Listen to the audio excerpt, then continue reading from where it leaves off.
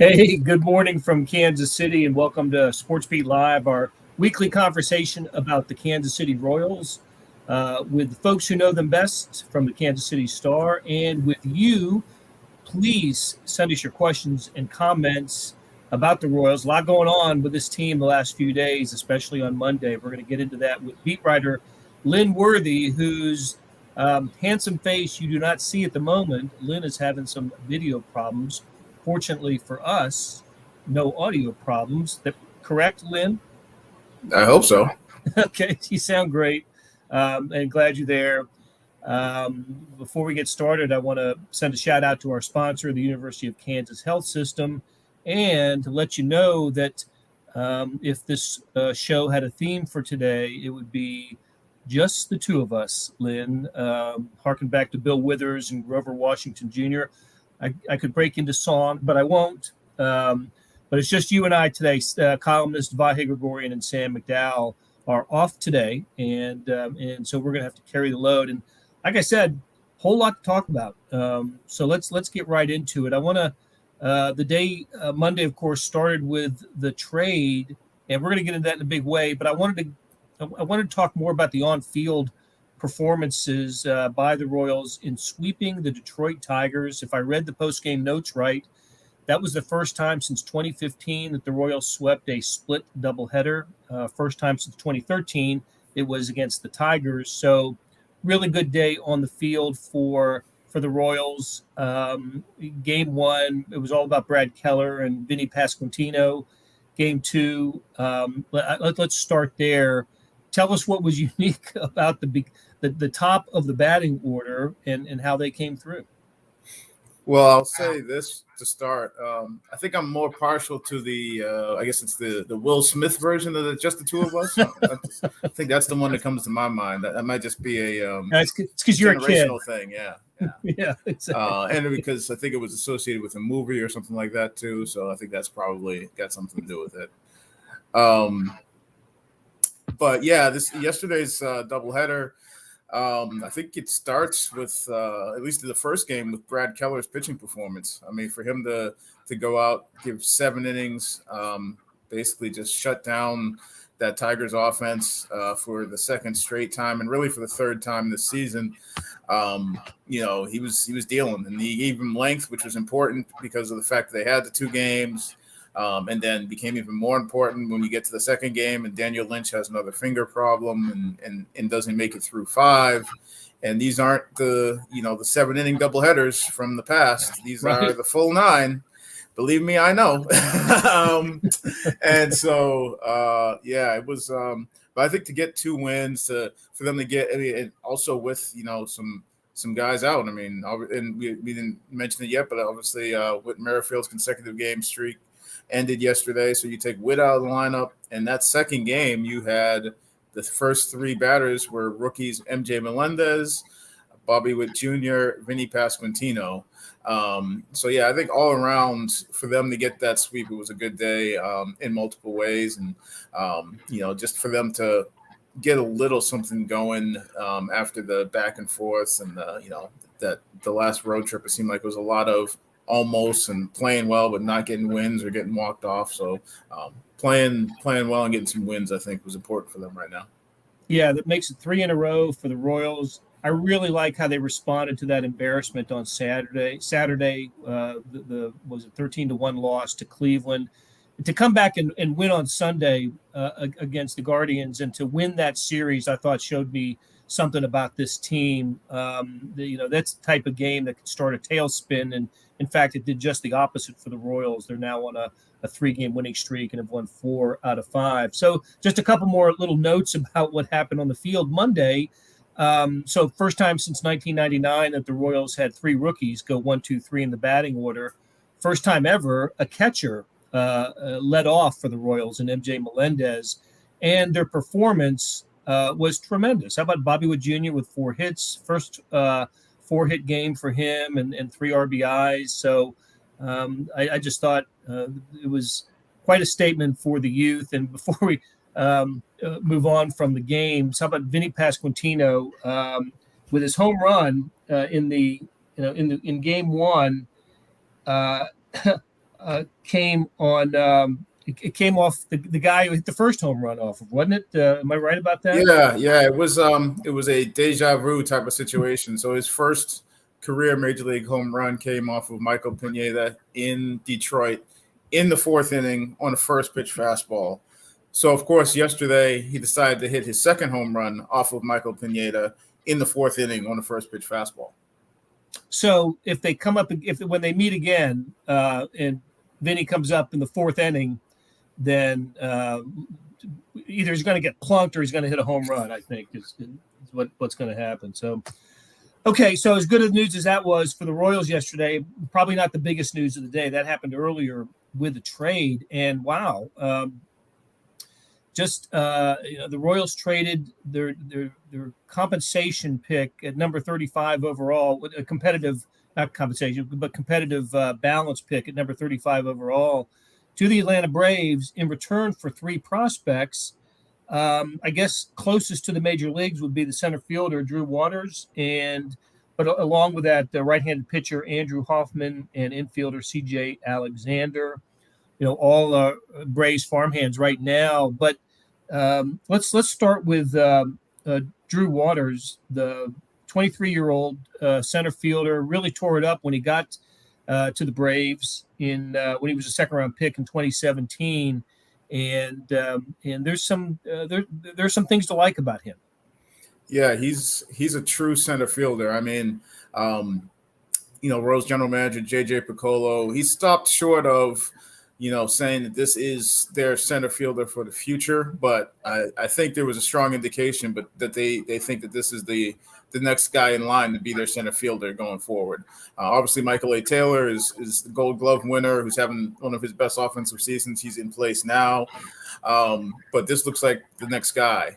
As far as, a guy who's athletic, they feel like he for center field at Kauffman Stadium. And we know that's been a big thing for this organization going back as far as, charge of it.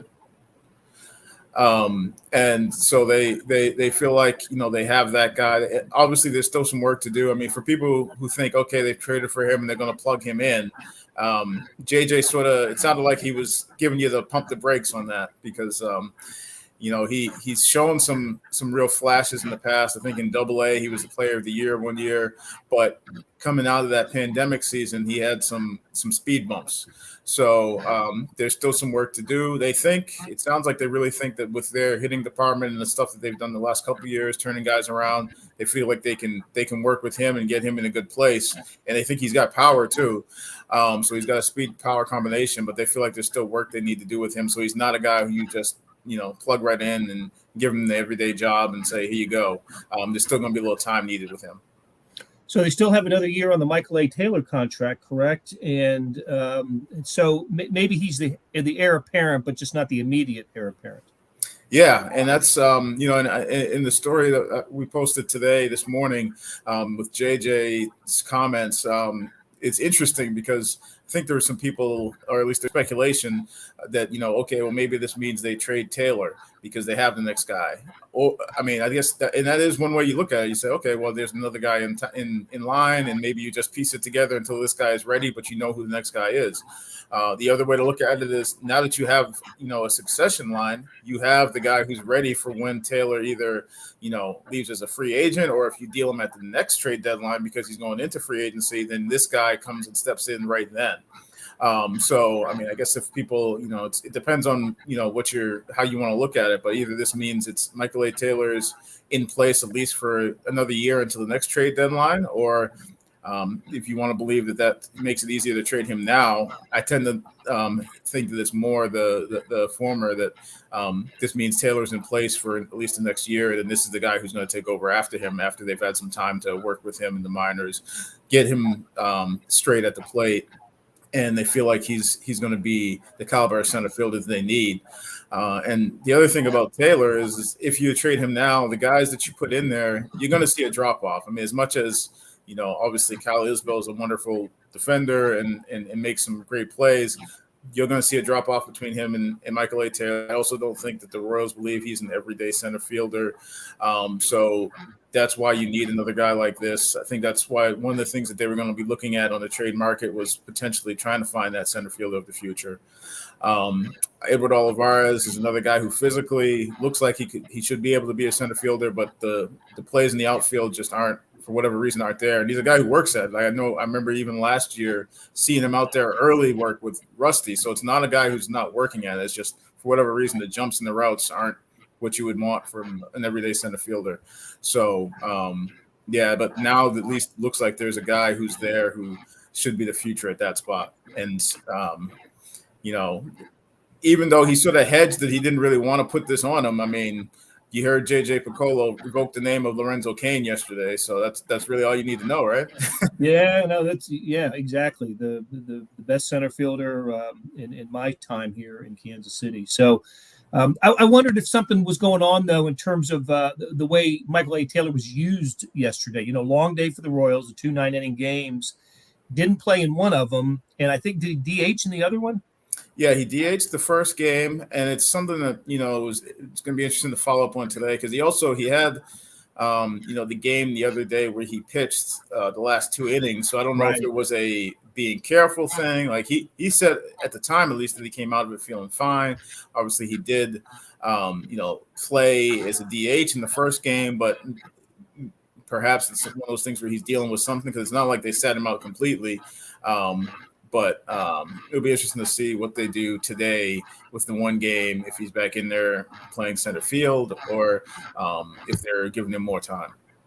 He was throwing gas too, wasn't he, on Saturday? Yeah, he got up to 93 point something or other. So, I mean, if you round it up, it's 94 miles an hour for a guy who just came out of center field. I think that the one thing we were saying was because they made some substitutions at that point because obviously, the game was out of hand. And we're like, how are you going to have Michael A. Taylor on the mound and have somebody else playing center field? It's like that. How when a fly ball gets hit out there, how is he not going to be like, come on, man? Exactly. Or maybe he flies off the mound to go get it himself. I mean, he's got that kind of range. So, okay, just something to pay attention to because you're right. I've seen his name pop up in some tweets as potential, trade bait and.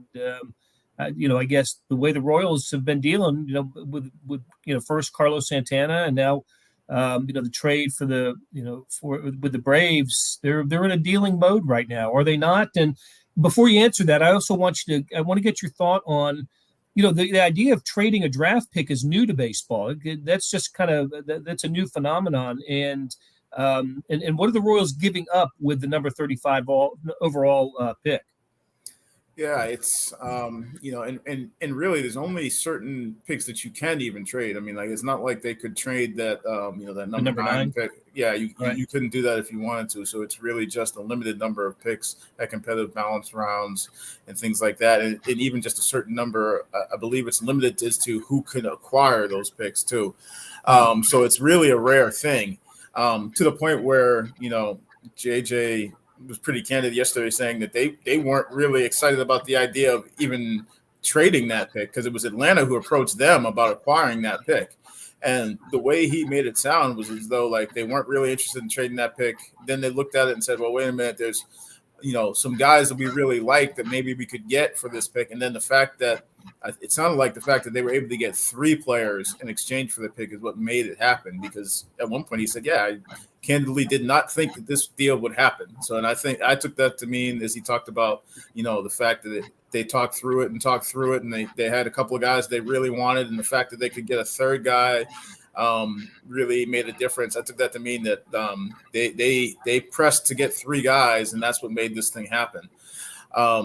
But yeah, I mean, you think about where that pick falls. I mean, if you just go back a few years, I mean, like in that 30 to 40 range is where you saw guys like, and I don't remember the exact pick numbers, but I mean, that's where you saw like the Bubiches, the Kowars, the Lynches come off the board in 2018, just for an example. Like those are, these aren't, high first round picks, but these are first round picks, basically. These are first round picks. These are guys that, you expect to get high caliber pitchers or high caliber players at that spot, guys who, you're going to be counting on as your future. These aren't, late round picks where you're taking flyers on guys. And also, as far as the draft pool, that's about $2.2 million that Atlanta gets to add to their draft pool and that the Royals will take away. And that's, as far as, that's a slot value, but that's also some maneuvering you can do. Like in past years, you go back to, what was it, the Hunter Dozier draft. He was picked as their top pick, but he signed for under slot because they used some of that slot value to be able to pay more to Sean Manaea at the time.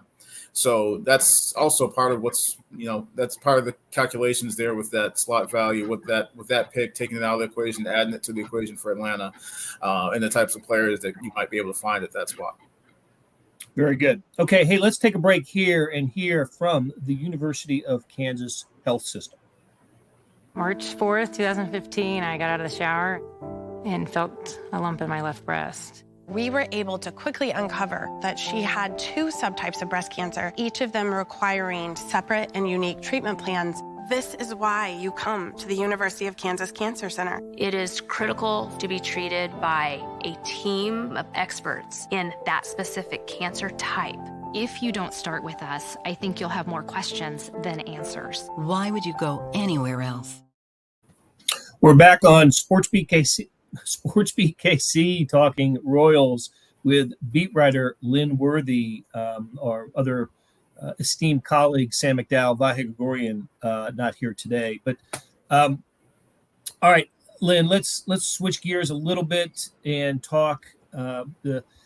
Obviously the trade was big news on Monday, and I guess we can transition into another possible deal, and that is Andrew Benintendi. I thought when we kind of set up today's show that you might have to scoot off at some point and report about a trade. We're just getting into that time of year, and so far so good. 20 minutes in, no trade yet for the Royals, at least that we know of. And is Andrew Benintendi the next the one to keep an eye on for Royals fans? He would seem to be the most likely. I'm not sure that it's going to happen sooner as opposed to coming down to the deadline. That's just my sense, or I guess really more of a guess.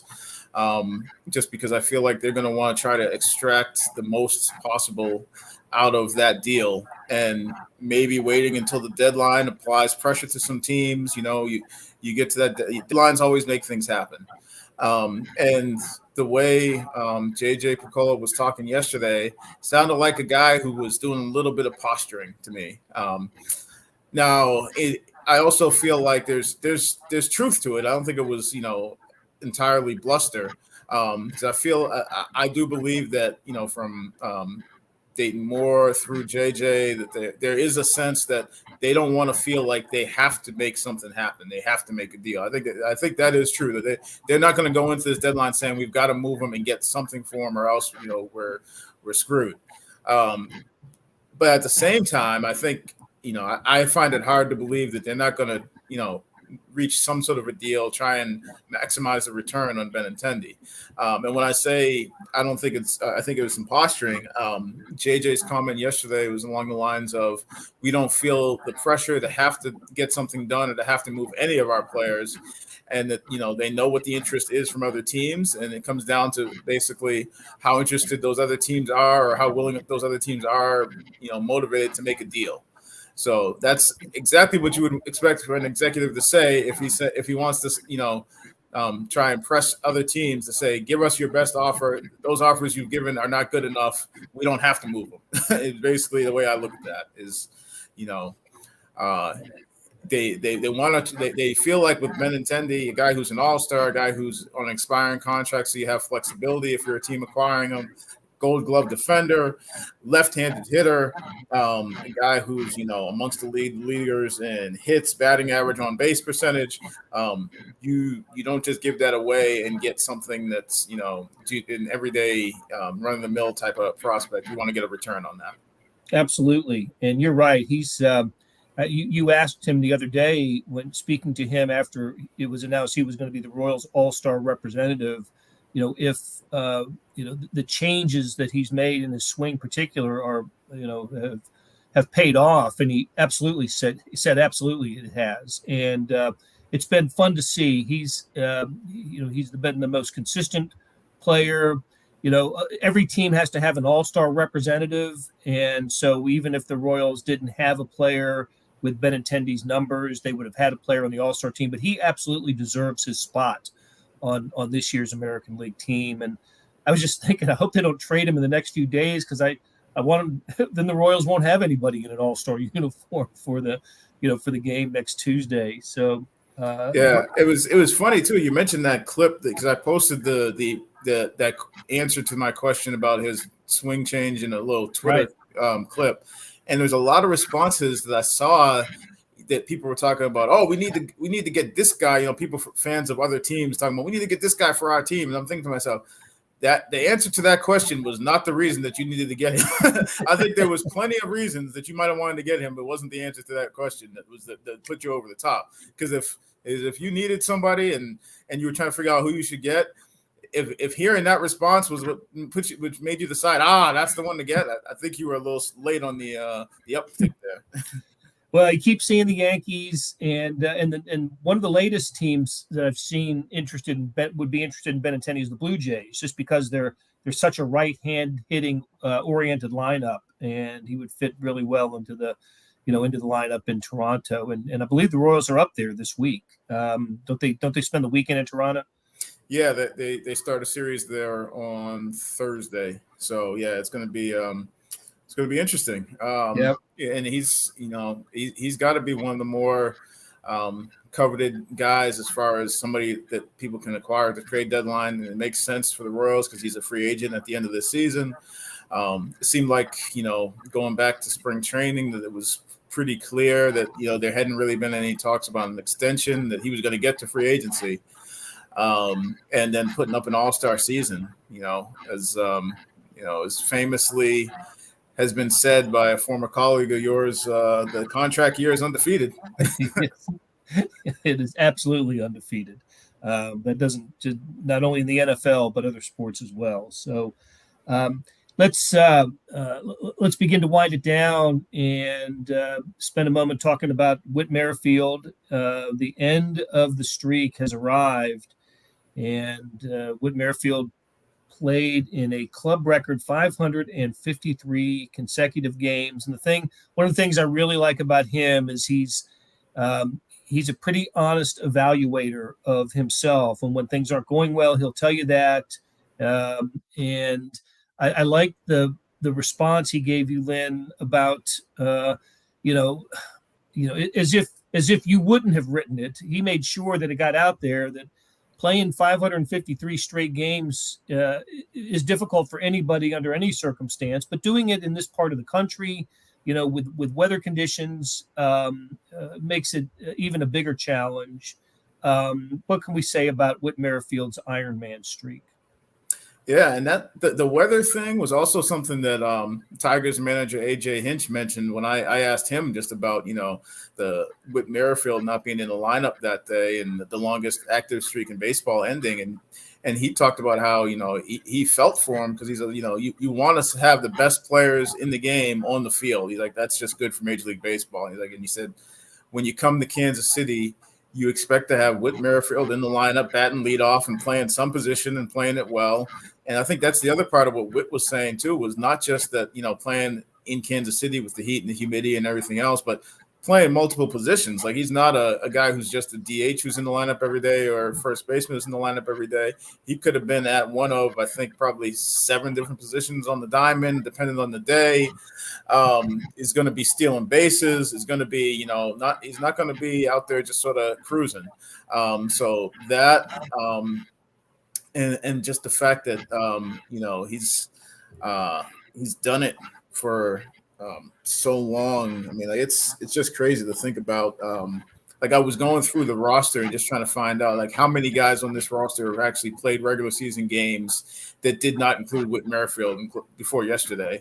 And I came down to, I think it was, Greinke and Salvi and even Cam, I think, because Cam came up the same year as Whit. And so I was like, well, it's possible that he played some games without Whit in the lineup.